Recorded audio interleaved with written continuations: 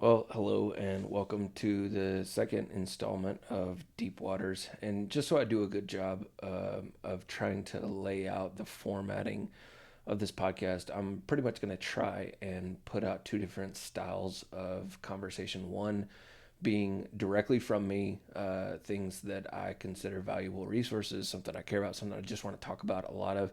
I'll call these episodes Deep Waters, and this is what you'll get from the Deepwater episodes. And then the Fight Club conversations will be the ones where I actually bring in another participant and have conversations with them about their story and what's going on in their life and what's working and what's not. But tonight, I wanted to spend a little bit of time going back to what we talked about in episode one, this seminar that we walked through a couple of weeks back over discipleship and fight clubs and how to do it, why it matters, what it looks like. And in this installment, I'd like to spend some time talking about what discipleship is and what it looks like and what the point of it is.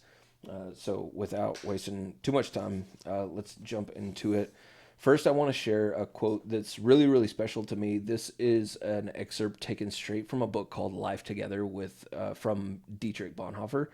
A fantastic read. I'll probably do a lot of book recommendations on this podcast, and that's on the very short list of books that I think that every Christian should read at least one time, bare minimum.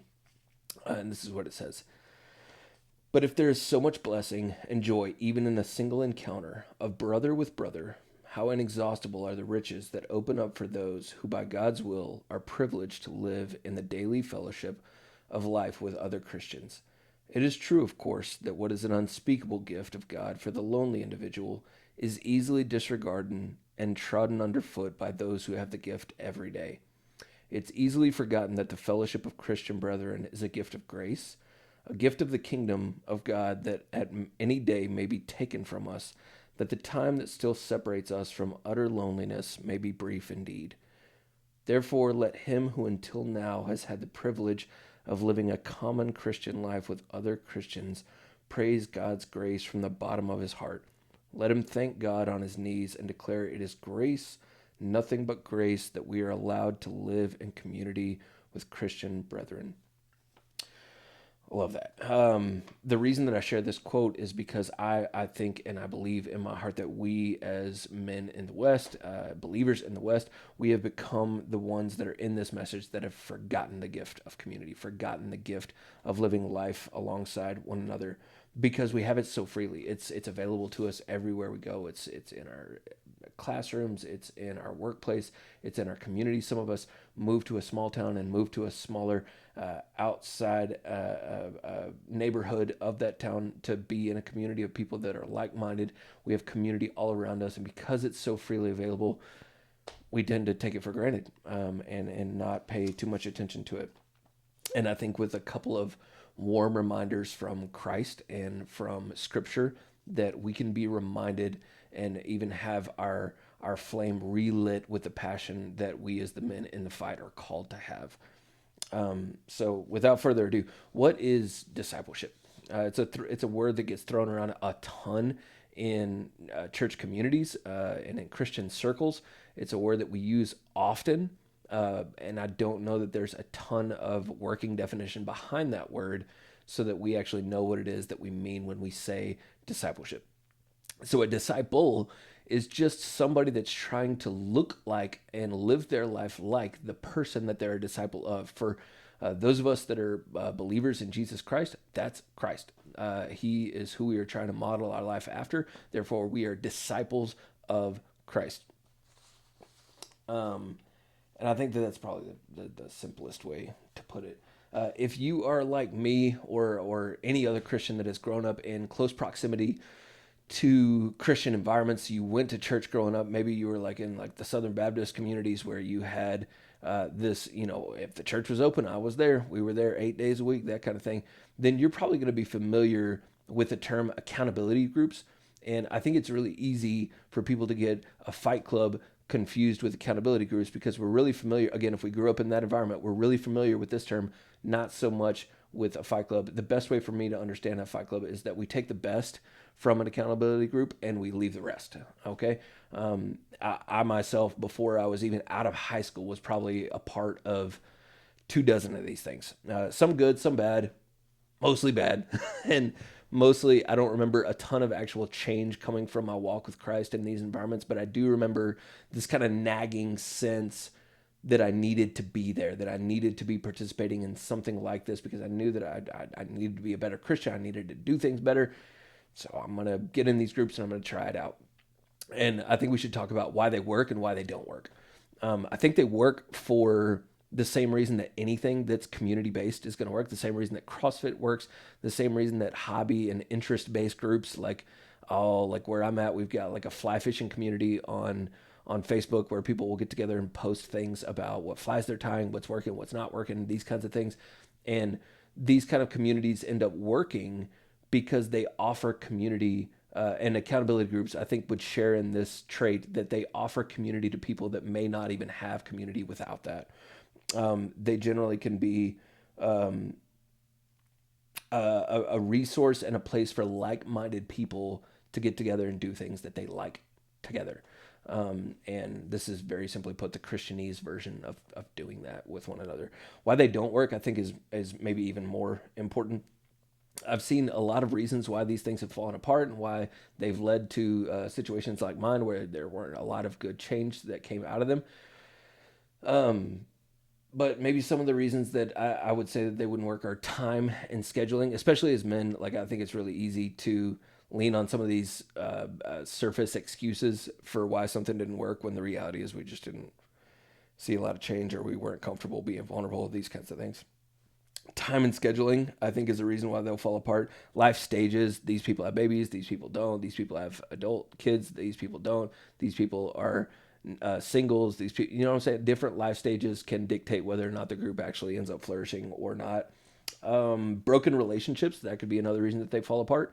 And actually, in some situations, the person may not even actually be a Christian, although there are time and places to be ministering and mentoring and walking through the gospel with someone who is actively not a believer. If this is an accountability group and you're basically claiming to all get together to be believers, if one of those people is not a believer and the call of the group is aimed at a target that they're not interested in getting to, that group's probably going to fall apart as well. However, in my experience, the main reason that they fall apart is that I think they put the wrong thing in the center. Okay, and again, some of this is going to be pulled straight from that book, Gospel Centered Discipleship by Jonathan Dodson. Incredible resource. I can't overstate the power of that book when it comes to resourcing yourself and maybe giving yourself some really good information. But they put the wrong thing at the center. Okay, you lean too far to the left, and you've got this ditch. I'm going to use a lot of the analogy of a road with two ditches on either side. Okay, and on this side, you lean too far to the left, and you land in this world of legalism. Okay, and you make rules and regulations, and you create an environment where you're basically bullying one another into being better people. Okay, this is actually really prominent in today's society, especially for young adult males. This is kind of stuff that a lot of us are really hungry for. Like, if I could just work harder, if I could just stay hard, like I got this, like I can keep going.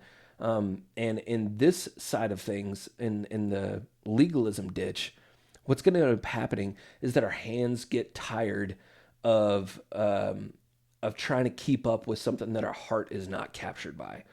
Okay, we do the right things. We read, we pray, we worship, we go to church, we tithe, we might even fast, we might evangelize, we might tithe. I think I already said that. Like, we might serve around us, we might do all these things, and meanwhile our heart is unchanged, and all the source idolatry that we were dealing with from the last episode is still going on in our heart, and there's no change taking place in here, and our hands just get tired and worn out of trying to keep up with something that our heart is not captured by. On the other side, if you're in the right hand ditch and you lean too far this way, you make the purpose license and freedom. And again, some of these things are going to sound good. You've got grace and love and freedom and the ability to operate freely. And what's going to happen is people will show up and say, "Man, I'm struggling. Like, I can't do this. I can't do that. I'm sinning in this area." And what we're basically going to do is just, kind of pat each other on the back, sprinkle a little bit of Jesus juice on that problem and say, it's going to be okay, man. Like, yeah, Christ accepts you the way that you are. And we'll give them a lot of this kind of stuff and say, I'll hold you accountable. We'll see you next week. Got one more week. We'll keep trying it out. This kind of stuff. And what ends up happening is on this side, everybody is living an unchanged life. And as men, we were made to work it and to keep it. This is the first couple of chapters of Genesis. Our design is to work it and to keep it. We were called into a struggle. We were called into environments where we are made to cultivate things and strive and struggle and press. And quite frankly, when something is not challenging, we give up and we don't care. Like we like to be the one that pulls the arrow. We like to be the one that pulls the trigger. We like to be the one that found the deal. We like to be the one that made the decision. We like to push back and actually work and be able to look back and say like, man, that was good. I put some hard work and effort into this. So when things are unchallenging, as men, especially as men, we tend to back out because we're living an unchanged life. And I think that route burns out pretty quickly as well. Becoming and beholding. This again is another piece that was really impactful from that book, Fight Clubs or Gospel Centered Discipleship from Jonathan Dodson. And here's what he says in the book, that we become what we behold. We become what we behold. And discipleship is simply an aim. As we're looking at Jesus, we're simply trying to remind one another, remind ourselves that Christ is the one thing that we're trying to behold over everything else.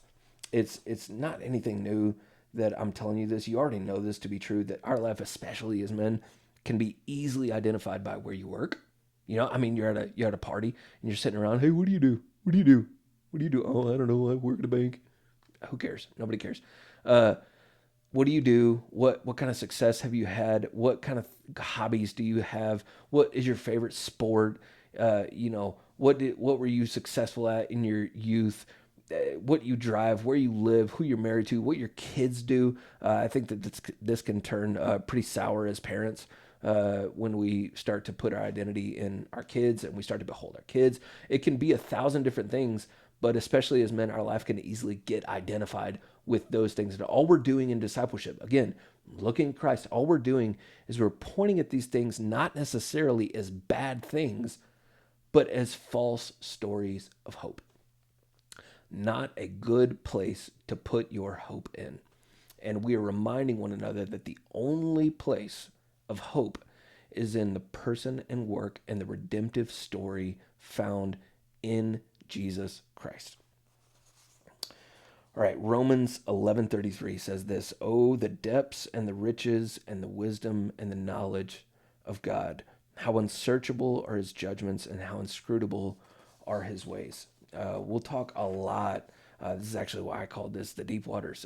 These are the depths that I think that we as Christians and as disciples are called into, and that if we're all honest, we crave. We crave. I've heard several pastors now say this on repeat, that Christianity is a really stupid hobby. It's actually a really boring hobby. Like, I can't think of many things that I would not rather be doing than sitting down in a small group with people, like sharing my feelings and my thoughts about a couple of questions.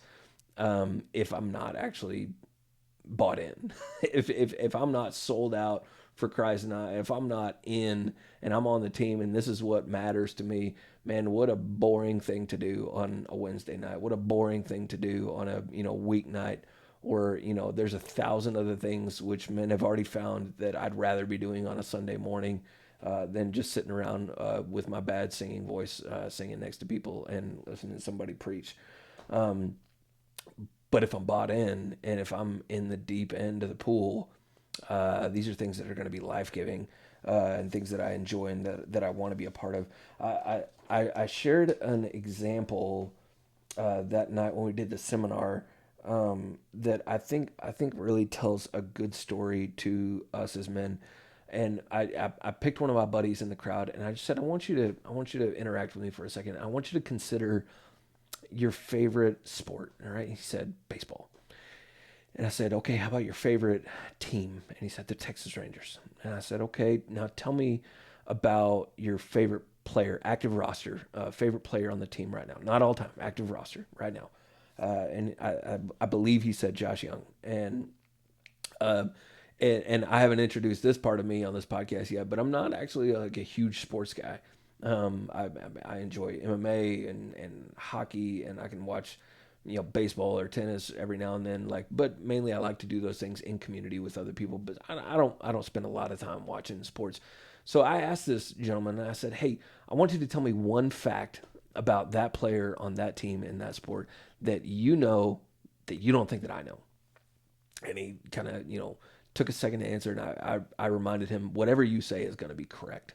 I won't know what you know about this person. And he gave a stat about Josh that I didn't know, and he was correct. And what I did to that was panned out to the crowd and said, "You have the exact same thing." And I would say the same thing to you. There's an area of interest in your life. I've got friends that collect cast iron pans. I've got friends that fish like crazy. I've got friends that ride one wheels. I've got friends that hunt a lot. I've got friends that are really into sports. And we've all got this area of interest where you've got a ton of knowledge that probably not a lot of people have.